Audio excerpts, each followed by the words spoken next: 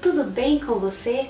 Hoje começa uma sequência de vídeos com dicas de confeitaria. No primeiro vídeo vamos falar sobre a origem da confeitaria, como ela surgiu no mundo, como chegou no Brasil e outras curiosidades.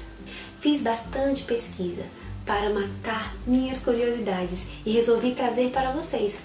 Mas confesso que não foi fácil. Sobre o nome confeitaria, tive muita dificuldade em achar uma informação segura sobre sua origem, pois mesmo nos livros que pesquisei da faculdade, haviam informações que não batiam. Então, trouxe uma definição que achei interessante, de que a palavra confeitaria vem do latim confectum e significa aquilo que é confeccionado com especialidade. Bem, é isso. Alguém aí sabe me dizer de forma segura a origem do nome confeitaria? Mas basicamente o termo confeitaria é utilizado para descrever o tipo de gastronomia baseado no preparo e decoração de pratos doces. Segundo os historiadores, o primeiro registro de um doce é do primeiro século a.C., uma iguaria que era feita na Sicília, lá na Itália, que lembrava um cannoli. Nessa época não se tinha o costume de comer sobremesa. As receitas eram adoçadas com mel. Sim, meu povo, houve um tempo onde não existiam os doces que amamos, inclusive o chocolate. Será que existia TPM nessa época? Enfim, o mel era o mais doce que tinha para adoçar o paladar. E assim a confeitaria não evoluiu até 900 depois de Cristo.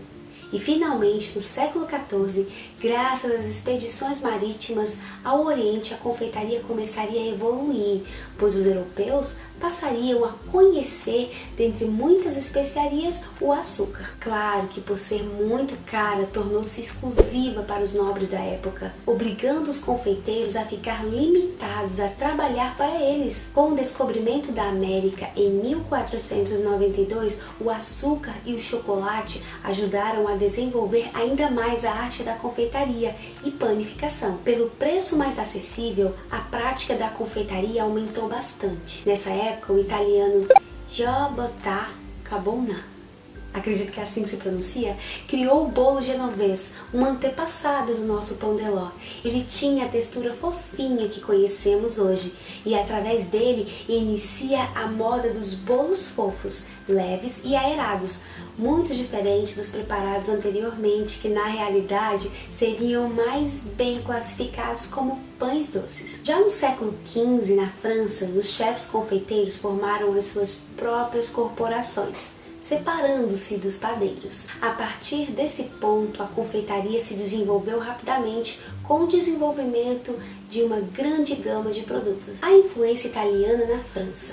Apesar da gastronomia e confeitaria ter forte influência no mundo, ela também foi influenciada por outras culturas, como aconteceu no início do século XVI. Florentina Catarina, sobrinha do Papa daquela época, casou-se com Lourenço de Médici, governador da República. Ela trouxe seus cozinheiros, os quais serviam sobremesas feitas com açúcar, até então desconhecida pelos franceses. Assim, da confeitaria do Palácio Real saíam receitas como os macarrons, zabaiones, biscoitos de amêndoas, frutas em caldas e cristalizadas, pudins de ovos, geleias e até um sorvete, consumidos como sobremesa no final da refeição. Curiosidade: o primeiro sorvete da história foi o sorbet, preparo à base de frutas congeladas. A receita era um segredo guardado a 7 chaves pelos chefes italianos, mas tornou-se mais uma aquisição da França. Lá por volta de 1747,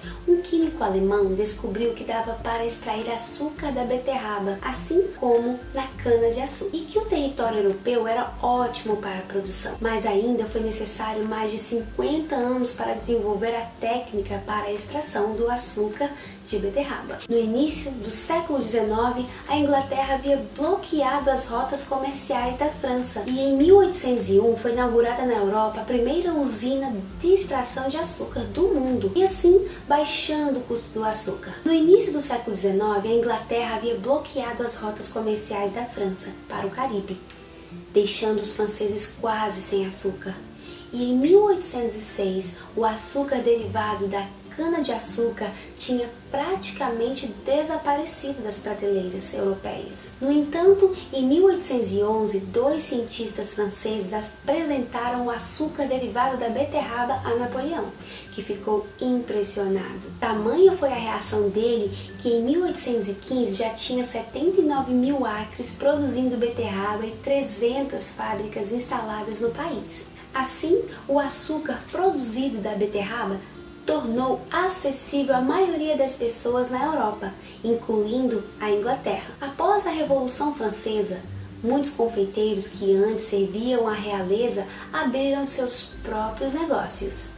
E algumas dessas confeitarias existem até hoje em Paris, como a Storer, que existe desde 1730. A descoberta do açúcar de beterraba ajudou na popularização da confeitaria e assim os bolos e doces passam a ser introduzidos nas culturas de todo mundo. A partir daí foram criadas tantas outras receitas, inclusive o sorvete na Itália. No século XIX, com o surgimento da cultura da fornalha, a confeitaria dava mais um passo rumo ao que conhecemos hoje, onde não somente a aparência artística contava, como a qualidade e o sabor das receitas. Nessa época foram criadas as massas biscuit, folhada, petit four, massas amanteigadas e muitas outras.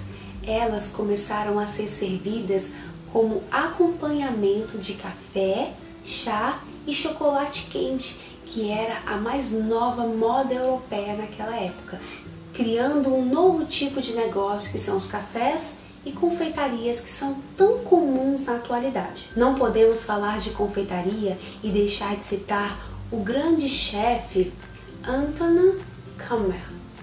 Também não sei se pronuncia assim. Só sei que ele tinha grande conhecimento de arquitetura e desenho, artes às quais ele dedicava em prol da profissão.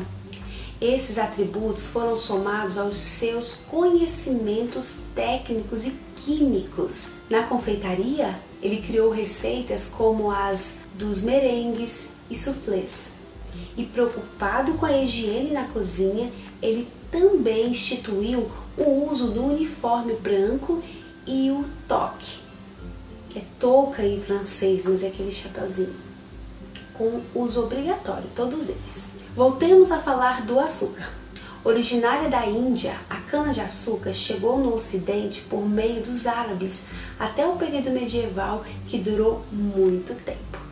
Com o crescimento do consumo de bebidas coloniais no século XVII, como o chocolate, o café e os chás, a demanda pelo açúcar cresceu na Europa. Foi por isso que implantou o cultivo intensivo no Novo Mundo. Foi assim que o Brasil começou sua história com a confeitaria, uma vez que ele era colônia de Portugal. Até agora conhecemos a história da confeitaria no mundo, mas é claro que o nosso país merece uma atenção especial. A história da confeitaria no Brasil iniciou-se com os doces portugueses, mas devido à escassez de alguns ingredientes por aqui, logo foram sendo substituídos por opções da nossa terra, como a mandioca e as nossas frutas típicas. O ciclo da cana-de-açúcar exerceu também papel fundamental nesse processo, já que a abundância do açúcar possibilitou a confecção e o desenvolvimento de muitos doces. O pão de ló foi o primeiro bolo de farinha de trigo a se espalhar pelo Brasil. Logo surgiram os primeiros doces brasileiros: a rapadura, a cocada, o pé de moleque, a paçoca. A evolução da confeitaria teve forte influência após a Segunda Guerra Mundial, com a chegada dos confeiteiros vindos da França e também confeiteiros vindos da Áustria, apresentando aos brasileiros doces como o Stollen, o strudel de maçã e outras delícias. Como naquela época ainda não existiam docerias especializadas, esses confeiteiros tiveram que trabalhar em padarias, fazendo com que os brasileiros conhecessem a técnica de manuseio do chantilly, da massa folhada, do fondant e muitos outros. É claro que os franceses e os austríacos não foram os únicos a influenciar a nossa cultura de confeitaria que persiste até os dias de hoje. Houveram outras influências, como os italianos, alemães e portugueses, que ajudaram a criar doces. Nos engenhos e fazendas fazia parte do lazer das sinhás o preparo de doces, bolos e compotas, além de ser uma habilidade fundamental para jovens. Surgiram receitas desenvolvidas pelas ricas famílias do Nordeste, conservadas a 7 chaves, como por exemplo, bolo Souza Leão, bolo Fonseca Ramos, bolo Luiz Felipe, e outras feitas em homenagem a personalidades em geral. As ordens religiosas portuguesas tiveram grande influência, trouxeram o hábito de produzir doces nos conventos, que se justificava por variados motivos.